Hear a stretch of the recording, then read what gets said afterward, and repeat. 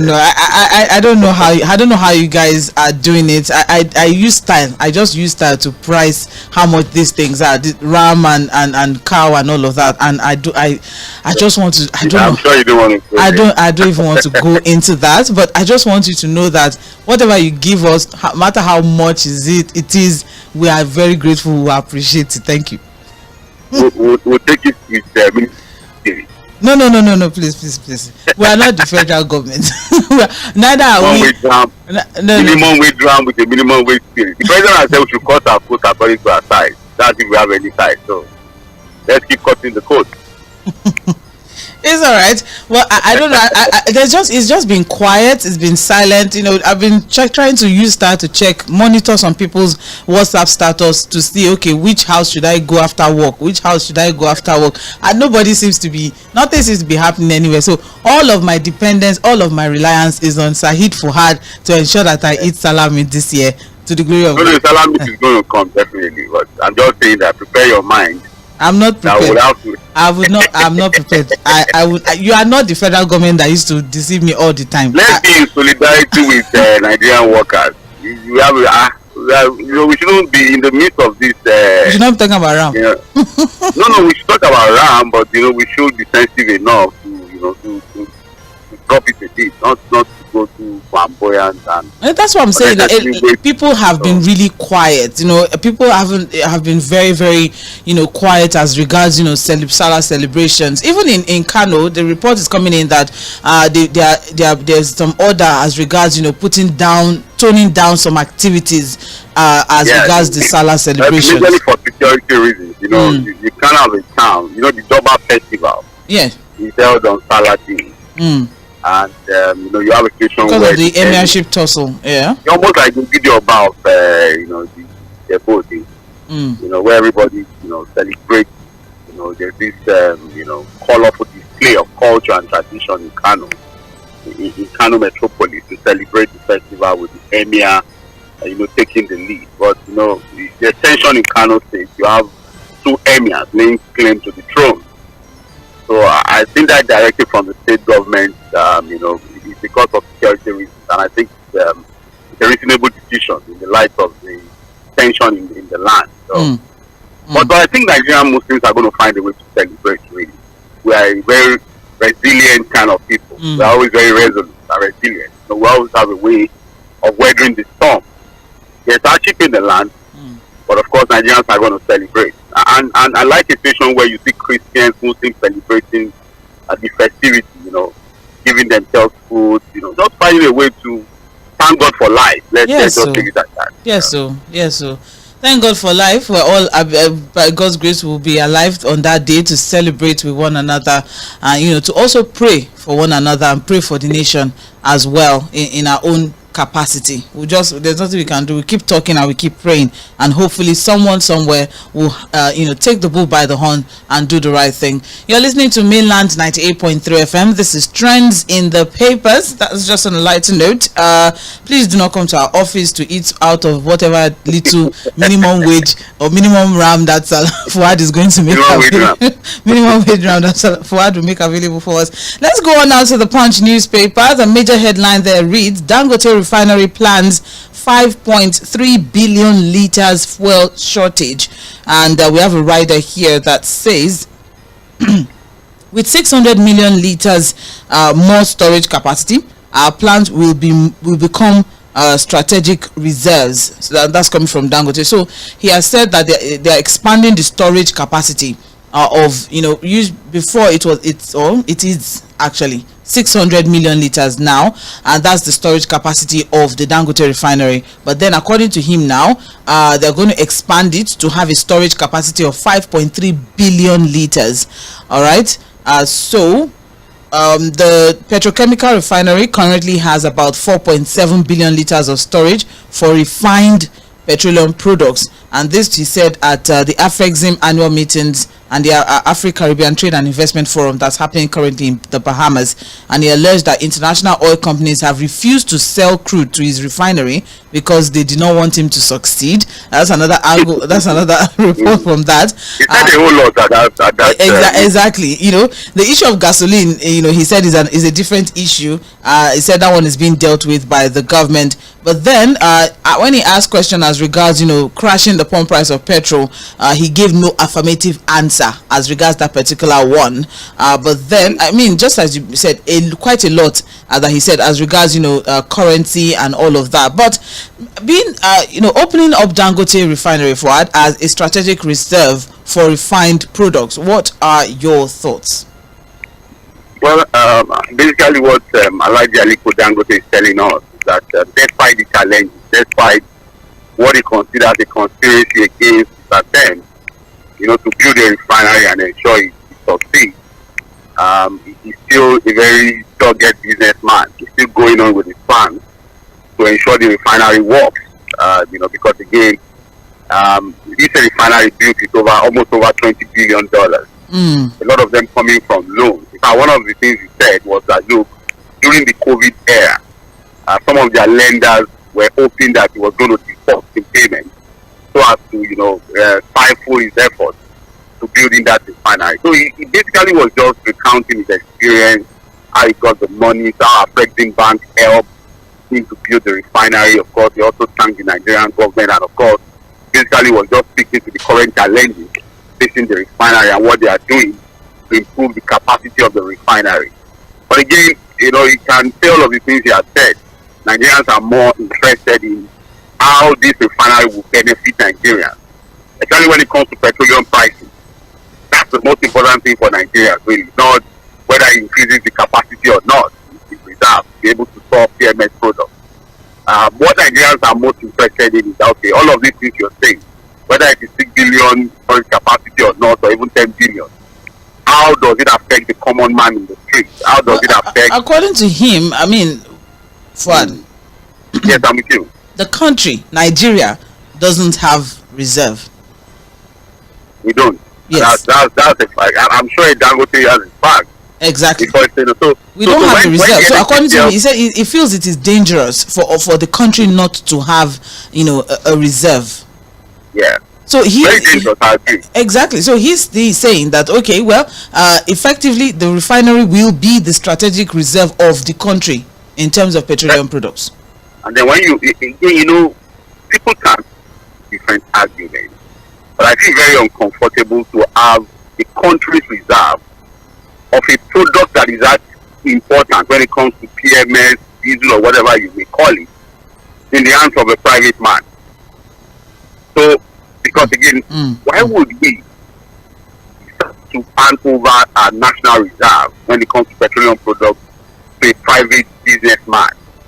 There's no reason why Nigeria should not have a reserve. But again, you know, I've talked about the level of incompetence we have when it comes to the oil sector, especially the management of the oil sector, especially the NNPCL. You know, apart from the layers and layers of confusion and corruption we have in the management of our oil industry, it's also important for us to highlight the fact that, look, there's that level of incompetence that continues to worry some of us. And what Dangote has highlighted with the fact that we don't even have a reserve, just buttresses what we've been saying. And I feel, I'm sorry, maybe experts in the industry have a different, it's not right really, for us to not have a reserve and then hope that a businessman, the form of Alhaji Aliko Dangote, will take care of that very, very important part of our national life. Again, we have a 20% stake. That's the much that we have. And in simple business analysis, you know, having a 20% stake in the business is really nothing. You are just there. You are more just like you know, a nominal partner. Really. So basically, from what I'm taking from what you have said now, the fact that Nigeria doesn't have a reserve is dangerous, and also the fact that Dangote would now be the one that will be in charge of our reserve is also dangerous. You know, because again, I don't feel that there's no reason why we shouldn't have our own reserve. What has happened to those infrastructure? I'm sure we need to have.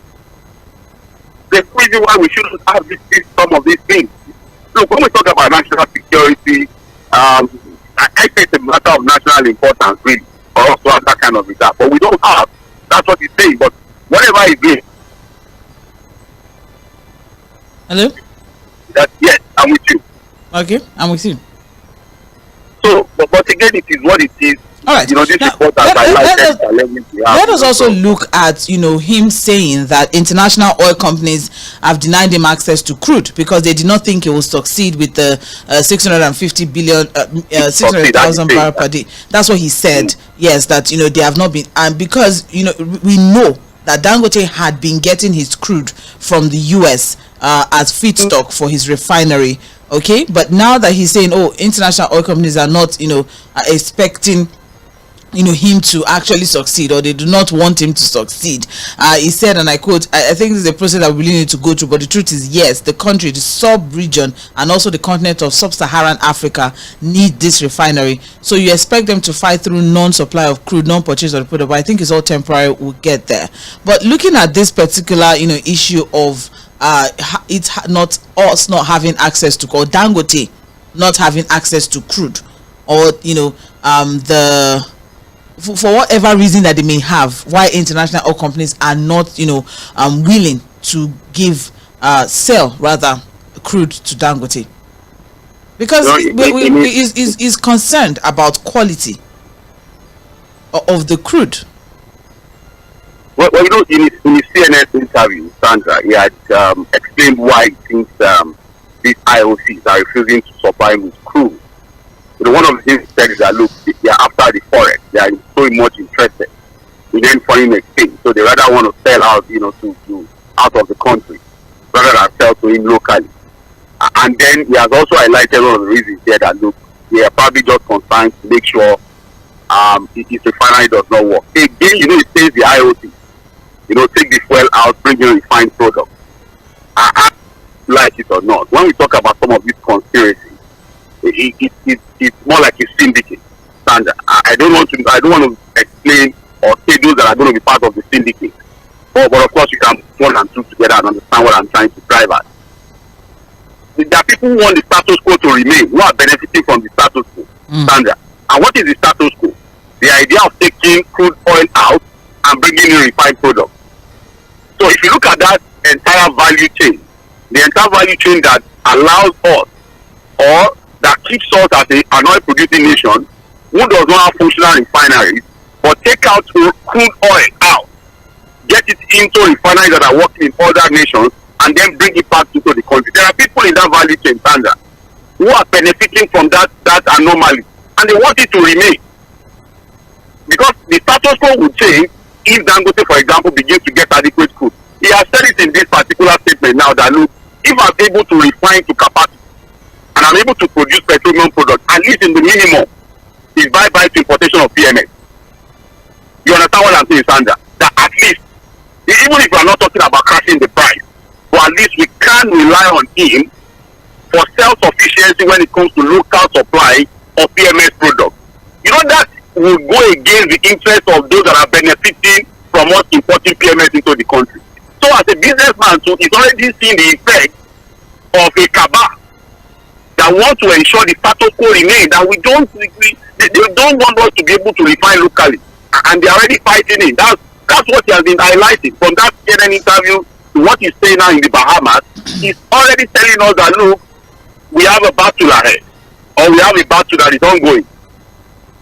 He has also gotten into the battle, and that's why we need to get ourselves thinking as to why our four refineries have never worked, despite all the turnaround maintenance, the money you have been putting into it.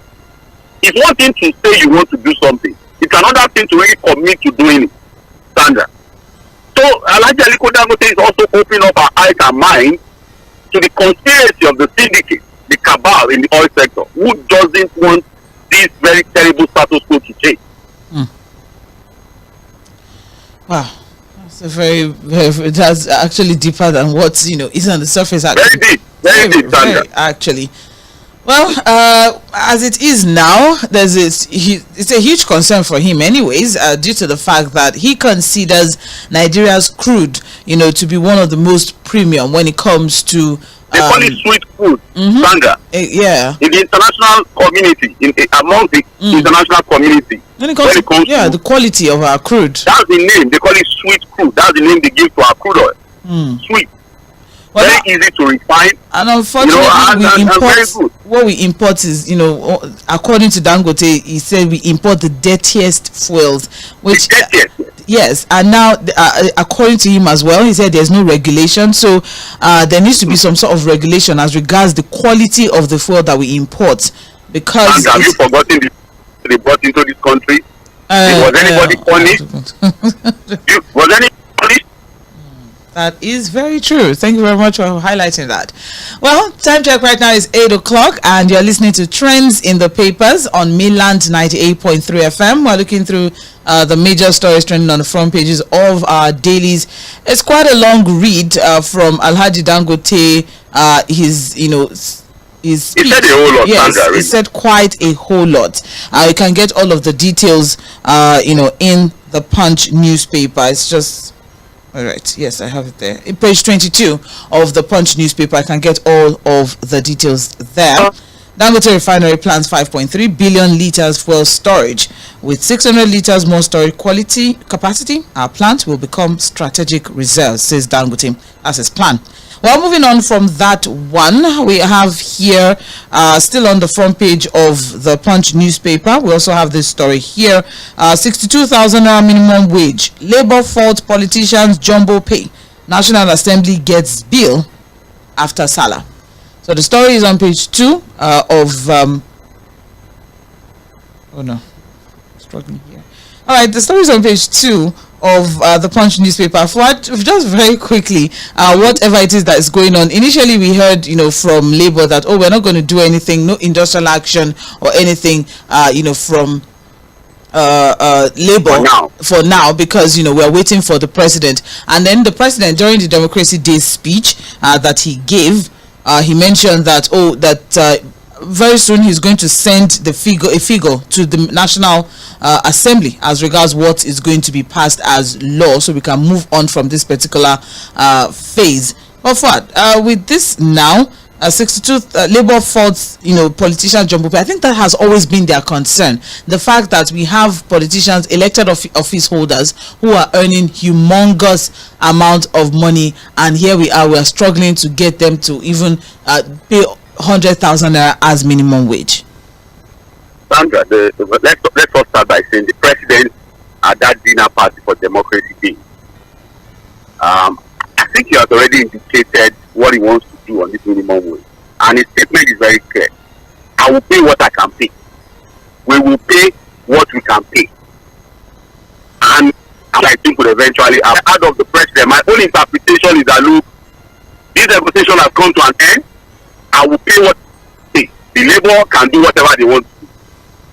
And he said, if you follow some of these words, you understand what I'm saying. And my mind tells me, because I told you the last time, Sandra, the federal government proposed 62,000 naira. There's no way the federal government would have proposed 62,000 naira at that tripartite committee without having a consultation or conversation with the president. You don't understand what I'm saying. We had asked, we even asked questions as regards, the figure that Minister Wale Edu used to create that template that he sent to the president. I'm saying that, look, whatever figure they are using, the figure from the federal government, I assume, is the figure of the president. Because whoever is representing the federal government cannot come up with a figure. They are sitting down with the president, having a conversation with him and the Minister of Finance. So I assume that it's going to be 62,000 naira. I don't know whether it's going to be more than that. We still have the governors who are not even ready to pay 60,000. That's on one side. But again, on the issue of putting your quote according to your size, this idea of, there's no money, we cannot pay, it's not sustainable. People are still worried as to the profligate spending of the government. You just mentioned it too. The wasteful spending. Sandra, as we speak, there's already a conversation now. I don't know whether the papers have it in their front page of an attempt or a proposal to buy new aircraft to add to the presidential fleet. Sandra, at this time, a committee in the House of Representatives in charge of national security did an investigation Are you with me, Sandra? I'm totally with you. I'm just wondering, maybe we should do an emotional intelligence training or something for our political leaders. I don't know. I just feel like emotional intelligence is zero. Because at this time I just feel like maybe they need some sort of training on emotional intelligence. But from this report now, what we have is that organized labor has faulted what it described as jumbo remuneration paid to political office holders, and this is speaking against the backdrop of the government's insistence on paying 62,000 naira minimum wage. That's coming from the acting president of Nigeria Labour Congress, Prince Adewale Adeyanju, because a lot of all these people, they've gone to Geneva to go and for what they go for, conference or training or something like that. Anyways, faulting politicians jumbo, chairman of Trade Union Congress Ogun State Akeem Lasisi faulted jumbo pay of politicians, lamenting that workers who generated the resources which the politicians are enjoying are living in penury, while the politicians live in affluence. Politicians should also feel the pains of the hardship. They should learn to free themselves from the encumbrances of running the government at a high cost. I don't know if we're ever going to get this. But then, still on this report, the president said, on this report we have, the president should ignore the governors. The president owes Nigerian workers a duty of care to make life easier for them. Look at the cost of things. Inflation has eroded the value of the naira and the purchasing power of workers. So the new minimum wage must take cognizance and factor in this economic reality. There's no way 60,000 can take care of a family with the rate of inflation in this country. Do you think the president can look away from the fact that the state governors are saying, hey, we cannot afford whatever it is that you're doing? He's not going to take charge of what the governors will be willing to pay or what they will pay. I think the sub-regional leadership of organized labor will deal with the governors on that. But I'm even saying that the federal government's recommendation is 62,000 naira. That's what they think they can pay. And like I said, the president is already muting the idea of people cutting their quota according to their size. And he's saying, look, I will pay what I can afford. That's what I can pay. Look, let's pay attention to what they are saying.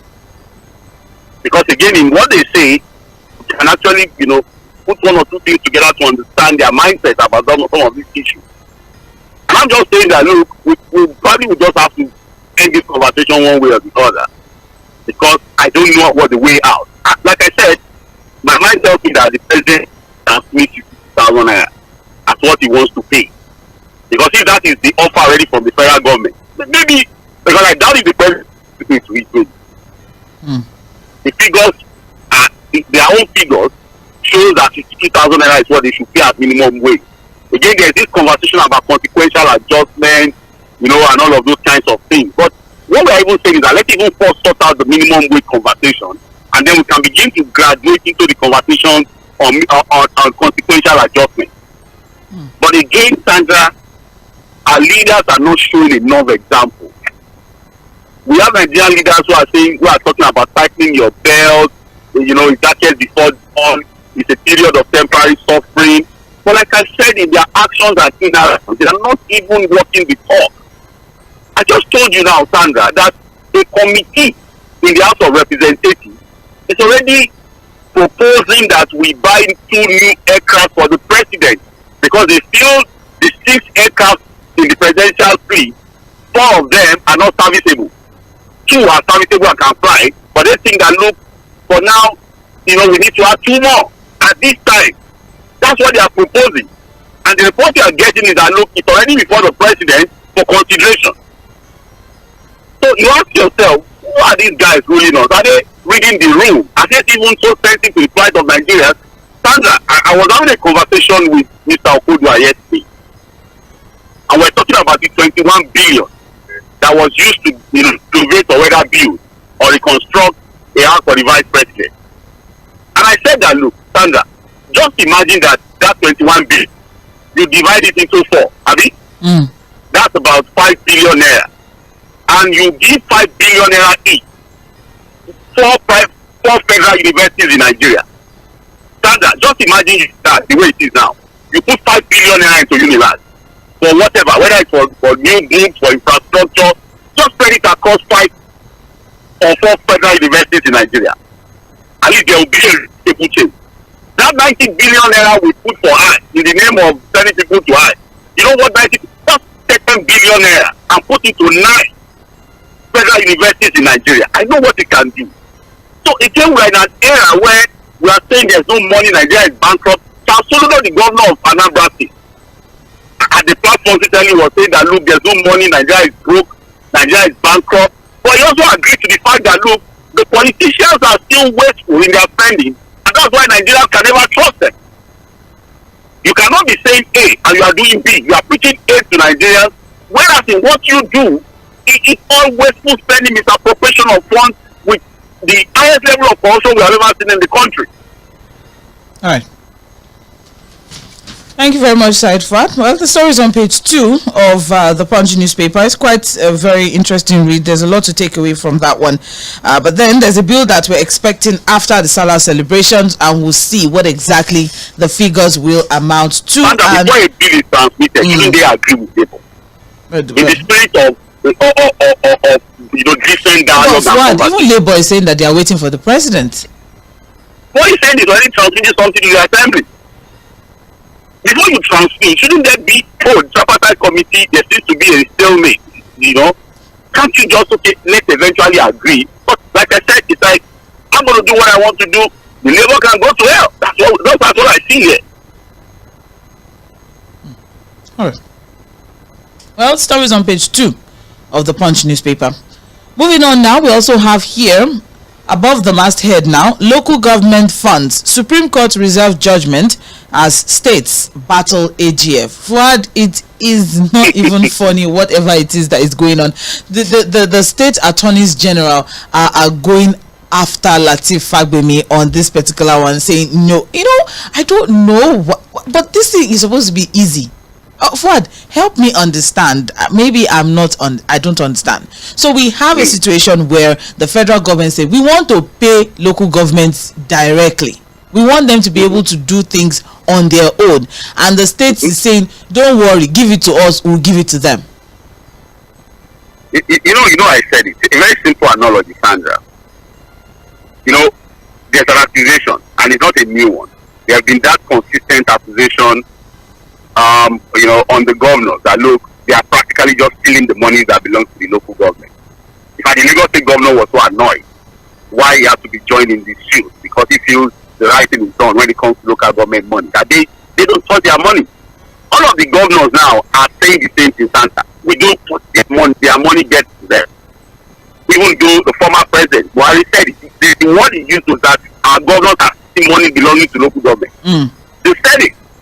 In their recent conversations too, deliberations, I said it too, that look, we don't have local government, they are just appendages of the governor.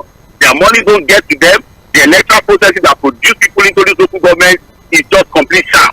In fact, the worst part of it all is that look, we have 17 states who have not conducted local government elections. Basically, what the governors have done is to appoint their students to run this local government. And so the most important part of that conversation is that look, even the money that should go to that fourth tier of government does not get to them. And then the governors are saying, no, we don't touch their money. Okay, you say you don't touch their money. Okay, let us pay them directly. You say no.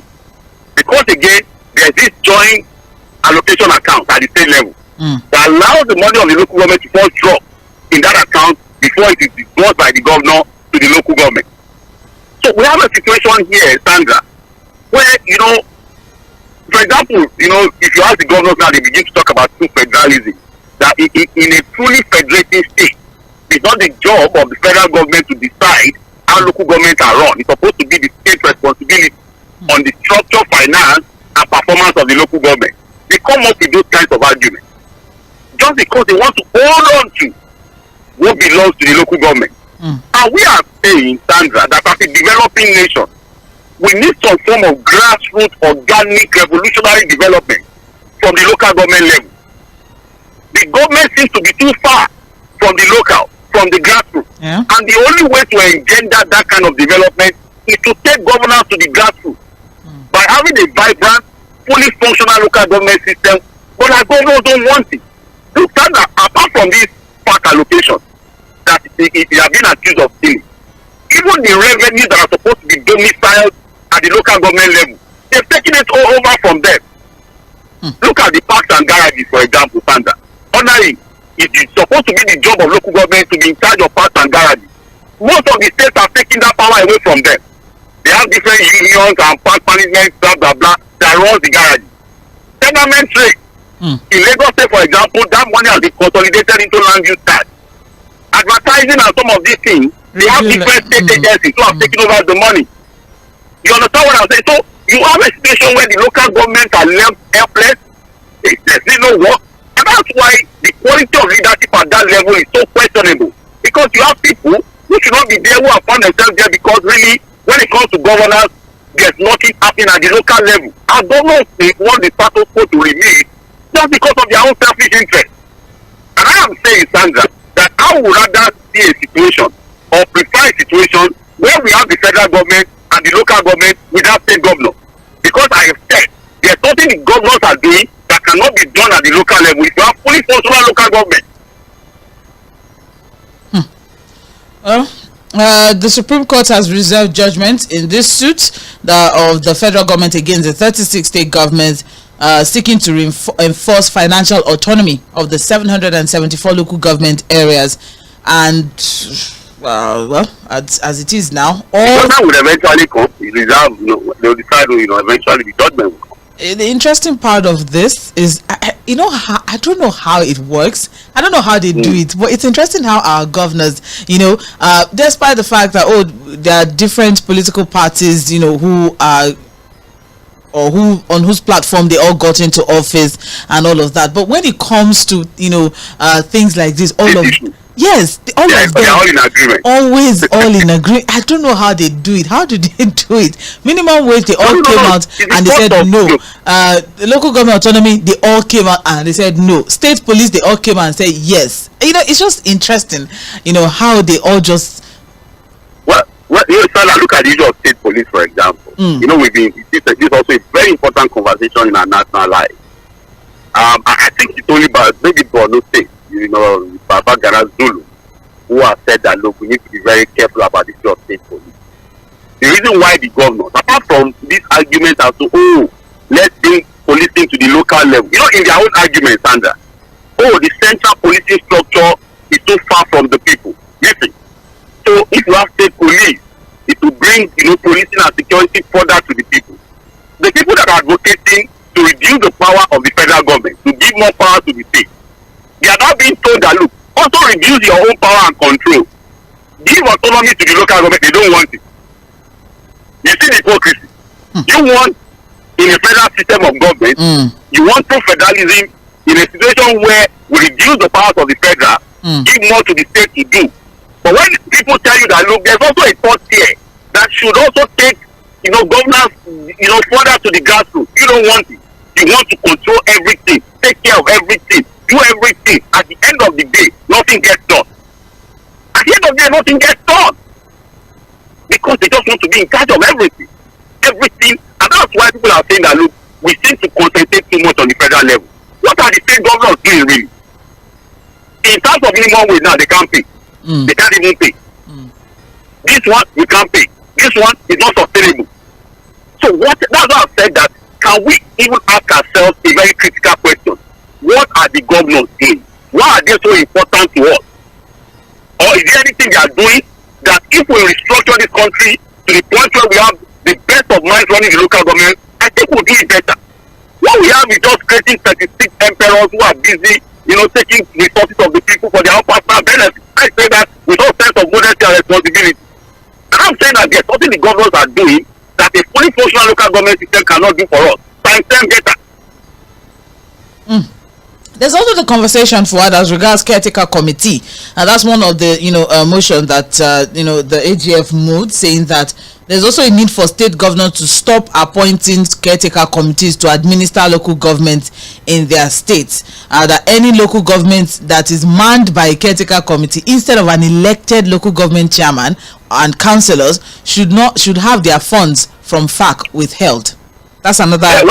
We'll see what the court will say on that, because that is one of the things. Like I said, a very brilliant idea. This battle by the Attorney General is one I support 100%. I support it 100% because, again, let's set our laws on issues like this. But whatever happens at the court, whatever the verdict of the court is, it should get us thinking. We should continue to talk about this issue. Because as we speak, like I've just told you, 17 states in Nigeria now have not even conducted local government elections. In fact, when they conduct, they wait till the last minute.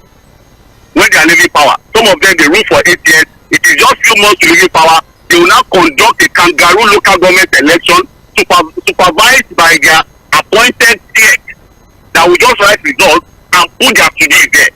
But even when they don't conduct, they just look what happened in Plateau State, for example. The governor came in and sacked the elected local government chairman. And the reason he sacked them was that, look, when the outgoing governor was going, that one to conducted the kangaroo local government election. I put the people there. So the new governor comes there, no, I can't work with these people. I need to take control of the local government. So he sacked them and appointed caretaker community chairman. So you see, because we don't have people who are selfless, because we don't have people who think more of the good of the country than their own personal benefits and interests and political interests, we are in this mess. Because people are not selfless, they don't see the bigger picture. That sacrifice is not there for national development. It's always about them, and them alone. And that's why people are saying that democracy is not working. Thank you very much, Fad. This is Trends in the Papers on Milan 98.3 FM. We are looking through major stories on the front page of our papers.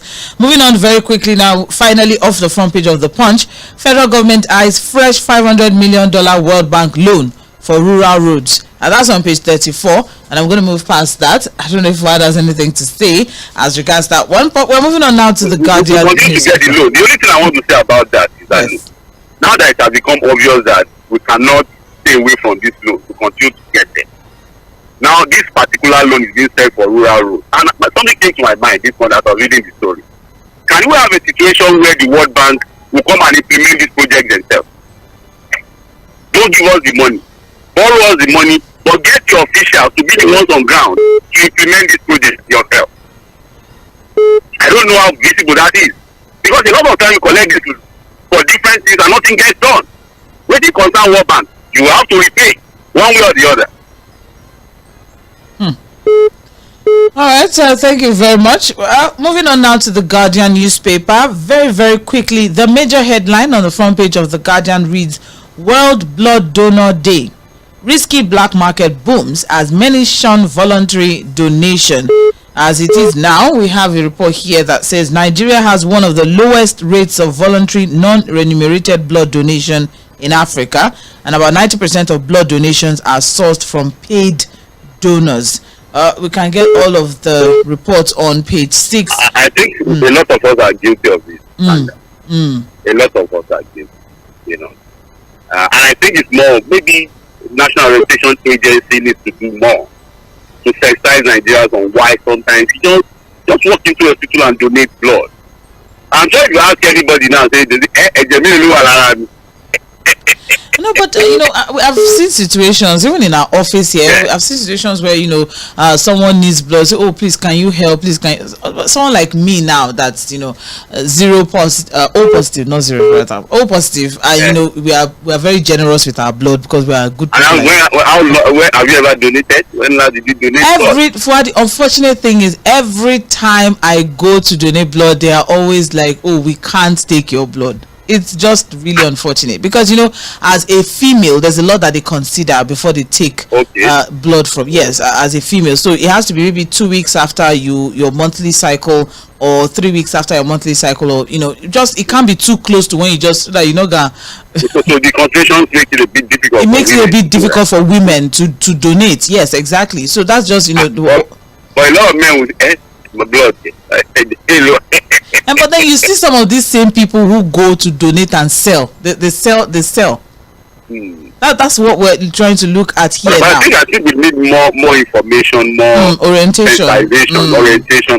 But again, blood is life, really. If you see, people in critical conditions who would have lived if there was availability of blood. We understand why it's important to donate, even without anybody telling us. It's just something that we should talk about, really. Yeah, because now you see, a lot of hospitals now, once a patient needs blood, they just tell the family, is there anybody in your family that can donate? Because there's no voluntary donation is no longer as it used to be, where people just stroll in. There are some people. I think Lillian is someone that I know that she makes it a point of duty that at least 3 times a year she goes to the blood bank to donate. It's like her own civil obligation of some sort, but then it's just really unfortunate. Now you see people say, okay, I will donate a pint for a certain amount of money, but that's really unfortunate. But the story is on page 6 of the Guardian newspaper. You can get more details there. Moving away from that one, let's quickly look at this story here. Nigeria's 289 delegates is the largest at the ILO conference in Geneva, the one where our labor leaders. The largest.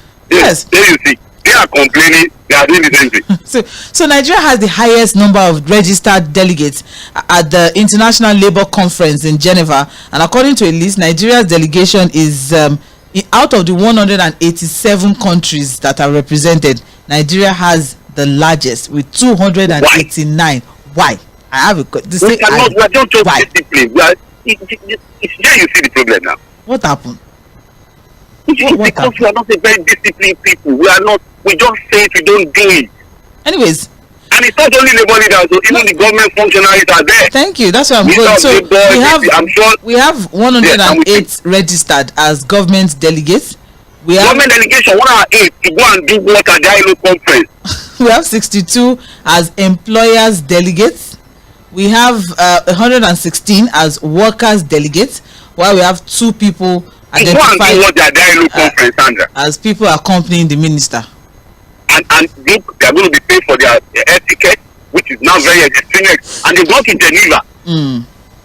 You can know what it will cost. Do you think it's hotel accommodation, extra cost, just allowance? Yes, I'm with you. Do you think it's easy? They had strike action. They had to go and relax. All this negotiating. You don't know. Apart from even labor leaders, even government delegation. The minister. All put together. I'm sure ministry workers, Ministry of Labor, PS, every director, everybody is going there to go and do what? And this, look. What we are saying is that just imagine how many countries are there. Over 100. Close to 200 countries are there, but Nigeria has the highest delegation. A country that is still saying there's no money, a country that is talking about bankruptcy. We are simply not a disciplined set of people. Simple, QED. That's all. Well, it's really unfortunate that the fact that this actually even made the news, the fact that Nigeria has the highest. Remember, that was the same thing we did for the climate change conference. The climate change conference as well, where so many people that are not even related to climate conversation. Even those people that were interested in what is climate change, they cannot answer. We saw them. You were busy posting Instagram pictures. I know where you're going for. It's okay. You know the person people are talking about. It's okay. Mention one of them. It's okay. Or we should not talk. No. But Brazil comes behind Nigeria with 191 delegates, followed by Argentina with 156. I find it interesting the distance between 289 and 191. There's no money. It's all right. Well, that's what we can take, unfortunately, off the front page of the Guardian newspaper this morning. We have to wrap things up now. Vanguard: hardship, labor kicks as 20 states deny workers' wage awards, and says it's height of insensitivity. 15 states comply with Tinubu's plea. 6 pay briefly, and then they stopped. We have workers that get wage rise and palliatives. The governors, they are not paying even wage award. They are not paying. Well, some states couldn't do the wage award, but they did wage rise and they did palliatives like Lagos, Edo, Enugu, Osun, and others. And we have here Rivers, Akwa Ibom awaits federal government's official announcement as Delta State sets up a committee on this particular conversation. So that is on page 5. So after how many years? Just after 1 year, I didn't know committee. You know, see, Fuad, Rivers has been going through a lot. We have to give it to them. It will take a while for them to adjust to what's going on in Nigeria. But because Rivers has been going through it. You know, the wage award, you know, was again since last year. Of, okay, let's just put some. Yeah, it was supposed to run for 6 months. Yes. You know, so the idea is that, okay, now that things are very expensive, just add this amount of money to workers' salary. You know, 35,000 naira. We are not even saying the state should pay 35,000 additional. Even if it's 20,000, but some of them are not even paying at all. Finally, of the front page of Vanguard, we also have here minimum wage. We'll pay what we can afford, and that's coming from President Tinubu. And we have riders here. Promises to send executive bill to National Assembly. Says fall at Eagle Square is idobale for democracy. I'm not even going to go into that. That is a swagger movement. It's a swagger. It's okay. It's okay. Do you know swagger? I'm when they say you should ginger your swagger. It's all right. that was a very interesting. And then the president just wanted to, you know, tone it down, which is understandable. It's okay. That's fine. We're good with whatever excuse or whatever statement that comes as regards that fall. But it wasn't. But you can sleep, actually, Sandra. We are human beings. Yeah, no, it can happen to anyone, of course. But that was a really bad fall, though. I hope it's okay. Well, I think it needs to answer some questions. Just my own thoughts. Yeah. Yes. Because, you know, approaching the vehicle, he was already looking a little bit, you know, off. Stable. So yes, so he should have been propped one way or the other, either by because the elbow. The aides are not there for the show of it. They are supposed to be so, you know, proactive. You know, their eyes are supposed to be on him. You know, but again, we've seen presidents all over the world treat Biden, you know, Obama. So that, you know, so it can happen really. But again, it is what it is. The man said it's a swagger movement. The ballet for democracy. It's okay. That's a wrap for trends in the papers for this morning. We'll take a short break and we'll be right back after this break for Mainland Focus. Please stay tuned.